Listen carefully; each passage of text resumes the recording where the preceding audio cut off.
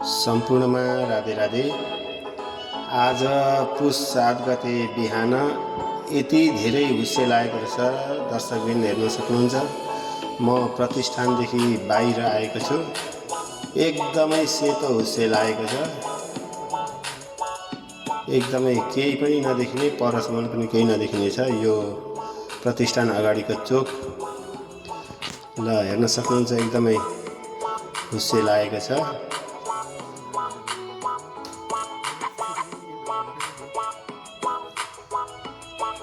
तोरी बारी पनि एकदमै ढकमक्क फुलेको छ। हुस्सेले तोरीलाई केही बिगार गर्छ होला जस्तो लाग्यो र फुलहरू यस्तो मजाले फुलेका छन्। यो हाम्रो कार्की दाजुको घर हो यो। अब हामी फेरि पुनः प्रतिष्ठानतिर फर्किँदैछौँ। यो हाम्रो तेज प्रसाद रेग्मीको घर हो। यो दोकान छ उहाँको, उहाँ दिदी हुनुहुन्छ। प्रतिष्ठानमा आउने भक्तजनहरूले यहाँ धूप बातीहरू किन्न सक्नुहुन्छ। एकदमै धूप आफैले बाटेको धूप बेच्नुहुन्छ।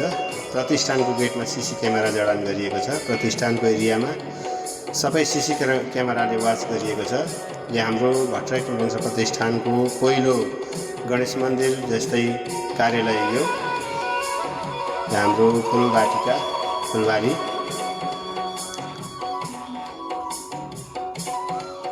यहाँ हामी जति पनि विवाह व्रतबन्धमा हामी बुकिङ गर्छौँ। यो हाम्रो अध्यक्षको कार्यालय सचिवालय अहिले ताला बन्द छ।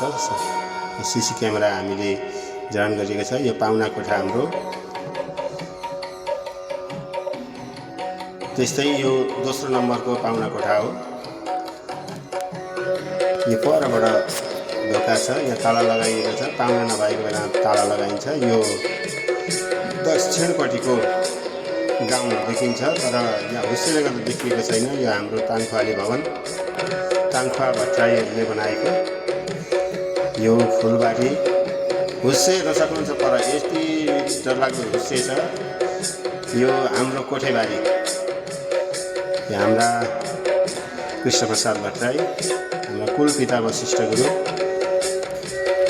यहाँ एउटा गाडी आएको छ पूजा गर्न। को रहेछ हेरौँ है त।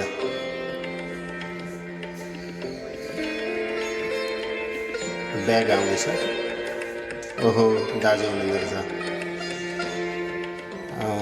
ल, दाजुले नयाँ गाडी किन्नु भएछ, दाजुलाई बधाई छ।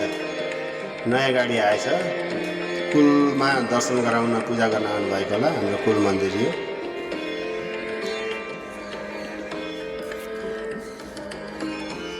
र दाजु हाम्रा टिकाराम भट्टराई दमकबाट हाम्रो प्रतिष्ठानका केन्द्रीय सदस्य पनि हुनुहुन्छ।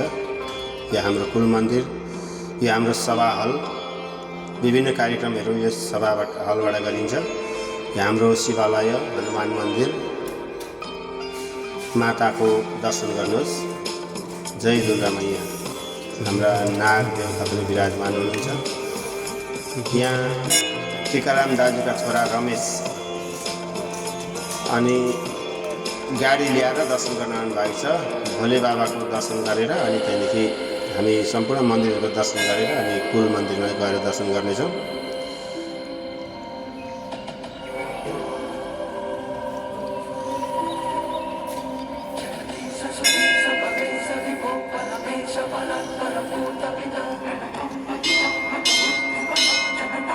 जय हनुमान। हाम्रो हनुमानजी महाराज यहाँ दर्शन गर्नुहुँदैछ। एकदमै सपरिवार आउनुभएको छ दर्शन गर्नको लागि। मन्दिरभित्र पूजा गर्न सुरु गर्नुभयो।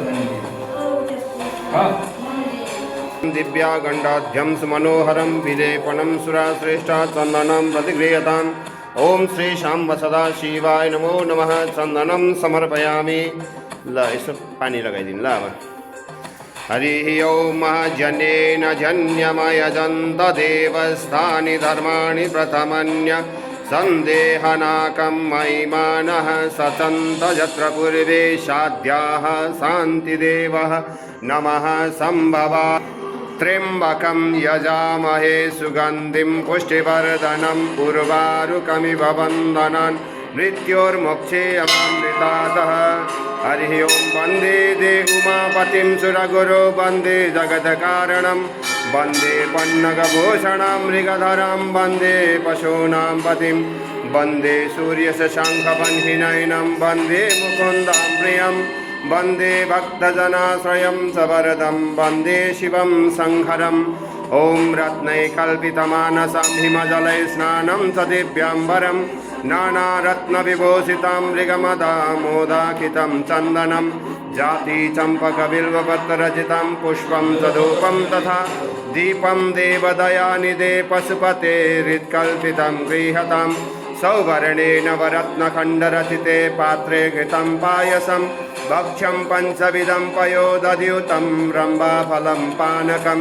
शाकानामयुतं जलं रुचिकरं कर्पूरखण्डोज्ज्वल ताम्बूलं मनसा मया विरचितं भक्त्या प्रभो स्वीकुरु ॐ नागेन्द्रहाराय त्रिलोचनाय भस्मङ्गरागाय महेश्वराय नित्याय शुद्ध्याय दिगम्बराय तस्मै नकाराय नमः शिवाय ॐ करचरणकृतं वा कारितं कर्मजं वा श्रवणनयनजं वा मानसं वा पदार्थम् एतमवेतं वा सर्वमेतत्समस्व जय जय करुणादेव श्री महादेव शम्भो ॐ हर हर हर महादेव शम्भो।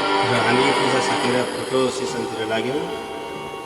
फोटो खिचिसकेपछि हामी हाम्रो केन्द्रीय कार्यालय पुनः अवलोकन गरिरहेछु हजुरहरूलाई। आज एकदमै बिहानै एकदमै जाडो धेरै बढेको छ। अब यो अहिले आज 2082 को चाहिँ आज के अरे पुसको चाहिँ 7 गते हो क्या होइन। सोमबारको दिन शुभ साइत बनाएर गाडी नयाँ किनेकोमा पूजा गर्नु मन्दिरमा आएको उसले बद्दाले रक्षा गरून् भनेर पहिलाको बेर्जा थियो, अहिले बेर्जालाई चाहिँ के अरे लगाएर आज सेन्डुस भन्ने गाडी आज पूजा गर्दै अब पहिलाकाले 3 वर्ष पुगेको थियो, त्योभन्दा अगाडिको 4 वर्षहरू गर्दै चाडा गाडी जति हामीले भइसक्यो। नयाँ गाडी कुदाउँ भन्ने भएको छ, कुद्दैछ। रक्षा गरून्।